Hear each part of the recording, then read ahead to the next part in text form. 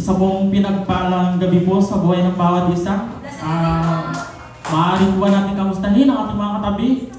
Kamusta ka, kaibigan? Ayan. So,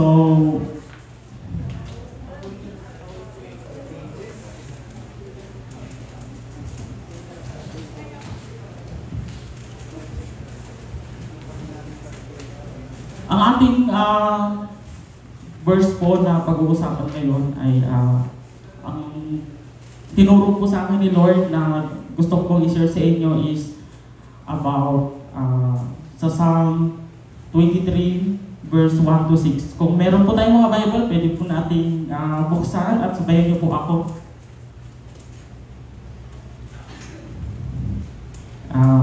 The Lord is my shepherd, I lack nothing. He makes me lie down in green pastures.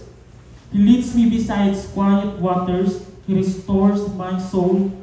He guides me along the right paths for His name's sake. Even though I walk through the darkest valley, I will fear no evil, for you are with me. Your rod and your staff, they comfort me. You prepare a table before me in the presence of my enemies. You anoint my head with oil, my cup overflows. Surely your goodness and love will follow me all the days of my life, and I will dwell in the house of the Lord forever. So, tayo po muna kayong manalangin bago po tayo. Amen, hallelujah. Maraming salamat po, Panginoon, sa gabing ito na muli po kami ay pinagtipon-tipon upang muli po na pagbulay-bulayan namin ang iyong banal na salita. Lord God, ngayon pa man, patawarin niyo po kami sa aming mga kasalanan ng Panginoon, sa lahat ng aming mga nasabi, naisip at nagawa. And hallelujah. Lord, i-bless niyo din po ang bawat isa sa amin na minsan pa, Panginoon, inhanda niyo po kami, Panginoon, na lahat po ng maririnig namin sa gabi dito, Panginoon, ay amin po maisa sa buhay at magagamit po namin sa aming pang-araw-araw, Panginoon. At lahat ng po ito ay tinataas namin sa iyong banal na pangalan si Jesus. In Jesus' name, Amen. Amen. Hallelujah. So, ito pong verse na ito, isa po ito sa binabasa ko pa lang po yung sa Bible. Napakadami pong kwento na naipanyag po sa akin dito. So, tingin niyo po ay meron po kasi ako napanood sa videos, kung alam niyo po yung about sa sheep. The sheep knows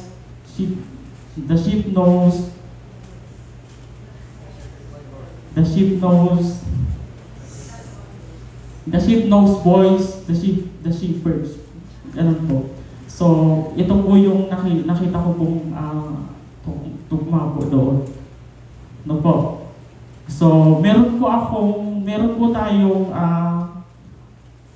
apat na puntos na nagawa po.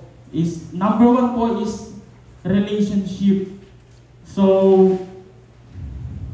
ang relationship po isa sa pinakamahalaga po para po mapasunod po natin ang isang tao.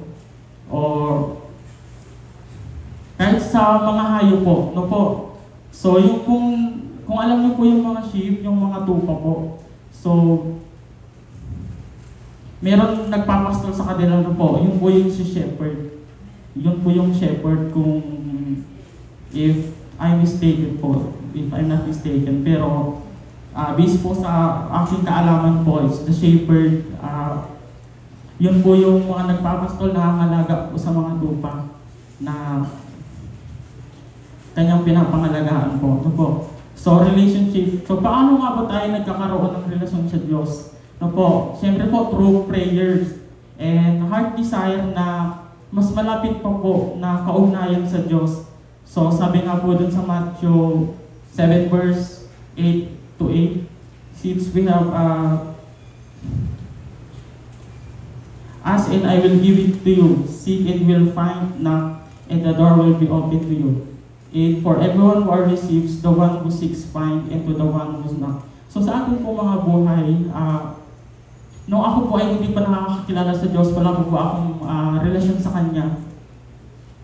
hindi ko po alam kung saan po papatungo yung buhay ko po noon. Kahit po mag-aral po ng college, sobrang hirap po namin, hindi po ako makapag-aral.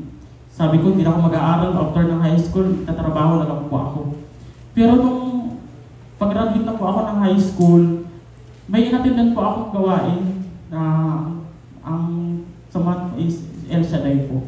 So, may nag-imbita, may nag-akay po sa akin, sumama ako. So, napakaganda, napaka-positive ng mga tao. Napakaganda, nakikinig kami ng mga word of God din po. Then nag-praise and worship din po kami. So, during that time po, habang tumatagal, sumasama ako sa kanya. Nadadala po ako ng mga tao na kasama ko. So, nag-decide din po ako na parang gusto ko din pag-aral kasi lahat sila college din. Magagaling po sila. So parang napapansin ko na lang, sabi ko dati, ay hindi naman ito yung ginusto ko dati. Gusto ko dati, pag nakatapos ng high school, okay na. No po. So nag-desire po ako na mag-college. Then hanggang nakatapos po ako, sa tulong din po ng mga kapatid ko. At di ko po in-expect na nakatapos po ako ng office administration. No po. So, yun po. Through prayers, nag-pray po ako kay Lord, nagkaroon ako ng relasyon sa Diyos simula po noon na bago po yung buhay ko at mas lumalalim pa po ngayon. No po. So, pangalawa po is rest. No po. So, since nagkaroon po tayo ng relasyon sa Diyos, nagkakaroon po tayo ng kapahingahan. No po. So, dinadala niyo. So, sabi nga po doon sa verse na nabasa ko, yung nagabanggit po doon He leaded me to lie down in green pasture. So, yung mga hayop dinadala sa magandang lugar na kung saan nakakapagpahinga po sila, nakakakain, yan, nakakatulog. So sa atin pong mga buhay din, ganun din po tayo, no? Nakakapagpahinga po tayo. Then, hindi lang po physical, pati po spiritual. No po? Then number 3 po is healing. So, since nagkaroon tayo ng malalim na relasyon sa Diyos, nagkaroon tayo ng kapahingahan, syempre, nag-heal din po tayo. No po? So, mas gumagaling po tayo sa lahat ng bagay. So, ganun din po, spiritual and sa physical na pamumuhay po natin. Basta, kasama po natin si Lord na lagi nasa puso po natin ang Lord.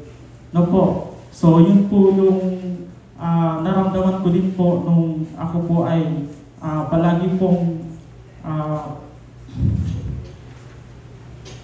akong nag-pray sa Lord, dumadalo po sa mga gawain. So, nararamdaman ko na lang na yung lahat ng mga napagdadaanan ko na kakala ko, susuko na ako na hindi ko na kaya. So, hindi ko na malaya na pinagaling ako ni Lord na healed po ako. So, naniniwala po ako na bawat isa sa inyo ay nakakaranas na ganyan. Hindi ko man po alam kung ano pinagdadaanan ko. Pero, naniniwala po ako na since nandito tayo sa presensya ng Diyos, lahat po tayo may heal. Amen po ba? Amen. So, naunawaan. Naunawaan po. Pwede po ba natin tapikin natin mga katabi? Baka tulog na.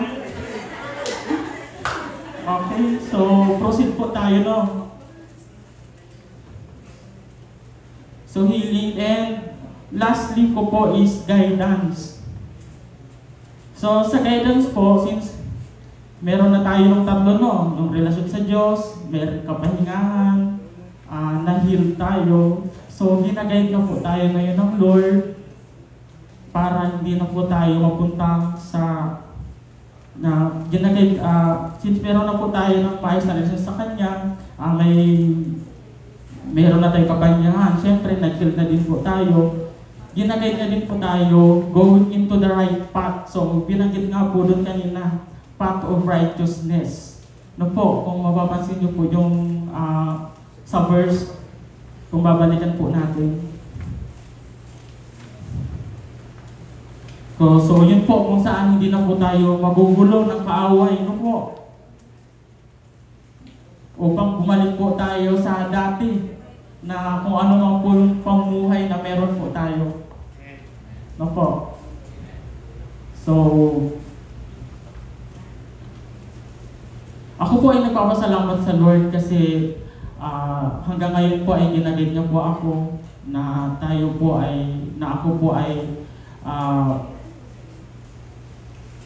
ako po ay hindi na po bumalik sa dati, at naniniwala po ako na patuloy niyo po akong papalakasin at palalalimin pa po yung na mas papalalimin pa po ako ng Lord, no po, na hindi na po ako humiwalay sa Kanya. Kasi sa akin pagaling na po. Kasi dati po kasi may may bagay po kasi dati na sinusukuan ako.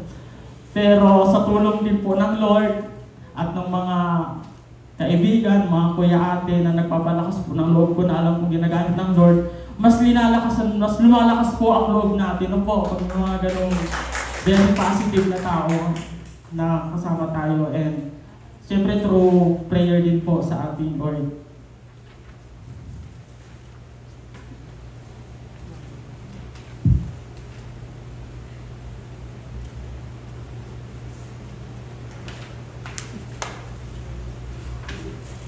So sabi nga po dun sa Psalm 32 verse 8 NKJV, I will instruct you and teach you in the way you should go. I will guide you with my eye. So napakaganda po ng Lord sa bawat isa po sa atin. So meron lang po akong iiwan na verse na isa din po sa gustong-gusto kong verse din. Sa John 6 verse 35, then Jesus declared, I am the bread of life. Whoever comes to me will never go hungry, and whoever believes in me will never be thirsty. So napakaganda pong salita ng Lord. Then, yun nga po, isang mensahe lang po, keep on presence of the Lord Jesus Christ through prayer and ask Him what His will and not ours, so we can find strength, direction, and hope in life.